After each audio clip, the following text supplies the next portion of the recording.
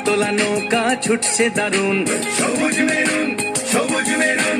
পালতোলা নৌকা ছুটছে দারুণ, একটি ক্লাবেরই আছে জাতীয় ক্লাবের সম্মান।